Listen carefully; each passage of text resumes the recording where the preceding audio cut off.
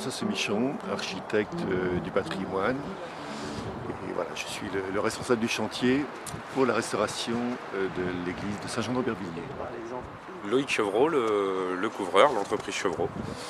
Et voilà, je vais réaliser la couverture de l'église. Je suis Jean-Luc Hardy, entreprise Lefebvre, directeur d'agence. Donc je suis le chantier avec mon conducteur de travaux au niveau maçonnerie, pierre de taille.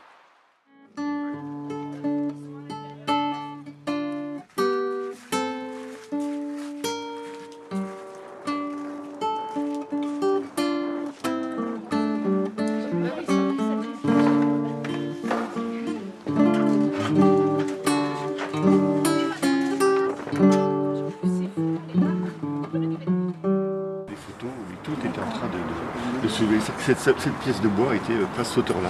Ouais. Tout était en train de partir.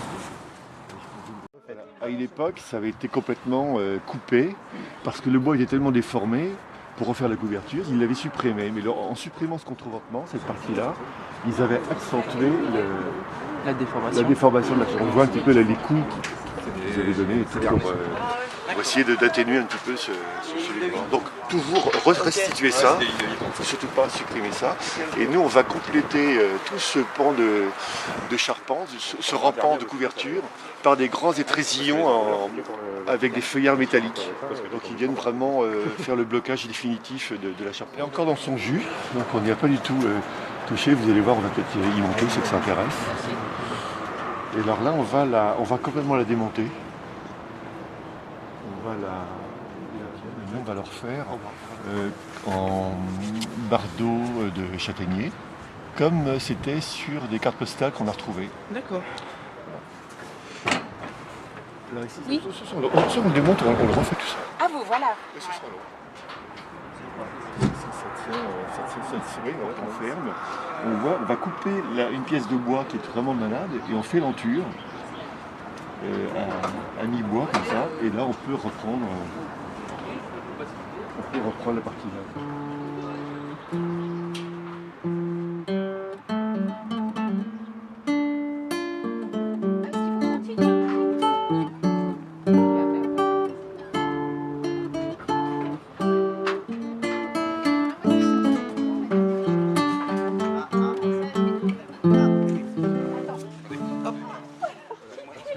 Toute cette enrayure était complètement écroulée, puisqu'on voit le poinçon c'est complètement écarté du fond de l'abside, et tous les escaliers, la pièce de bois qui part depuis les arbalétriers était complètement descendue. Donc ça c'est en train de s'écrouler.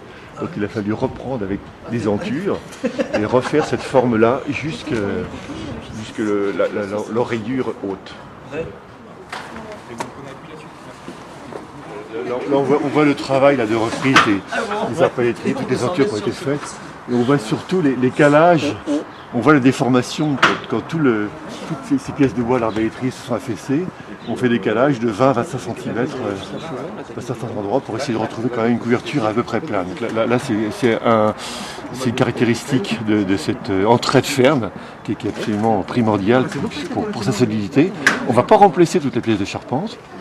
Maintenant on a des techniques de reprise, c'est qu'on conserve, on nettoie complètement le cœur du bois, ça va nous servir de coffrage et on va remplir le creux par de la résine.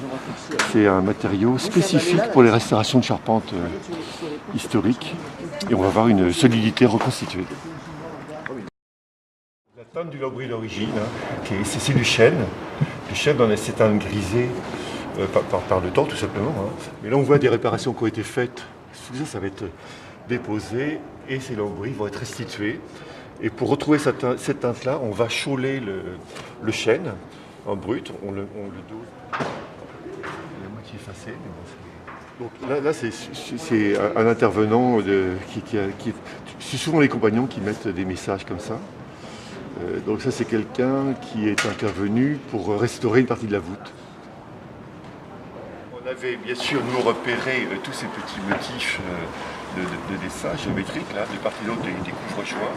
Toutes les traces d'ocre rouge, on ne les voyait pas. Ça, c'était plutôt perçu comme une simple litre funéraire. Ces litres funéraires, c'est souvent des bandes comme ça que l'on fait.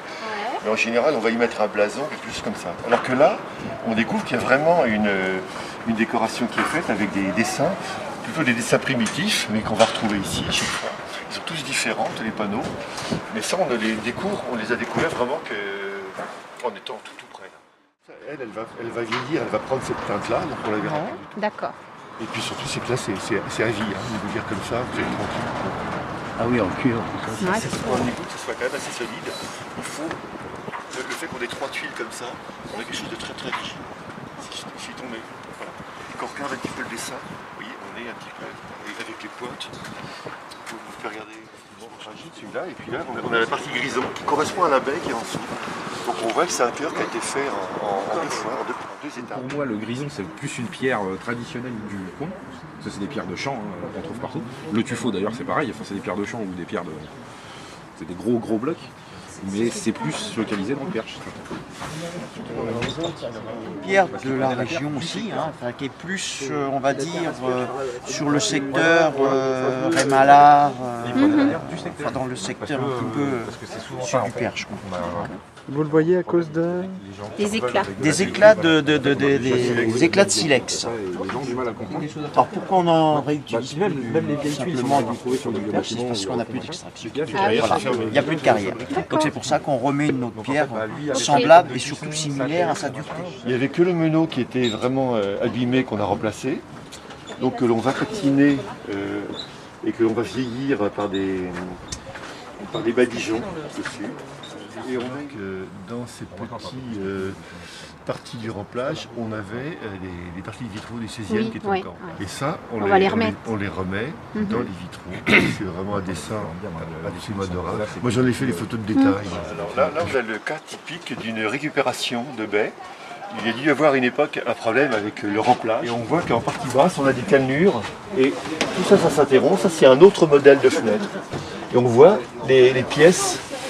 Donc on peut imaginer que la baie était beaucoup plus courte. Le meneau, c'est un meneau neuf, mais lui il reprend par contre carrément les caractéristiques quand même du meneau d'origine. C'est une pièce de métal. C'est ce qui sert d'entrée, on en a également. Souvent, on voit il y a une bague en plomb qui a été mise pour la dilatation du fer, pour éviter de casser les meneaux.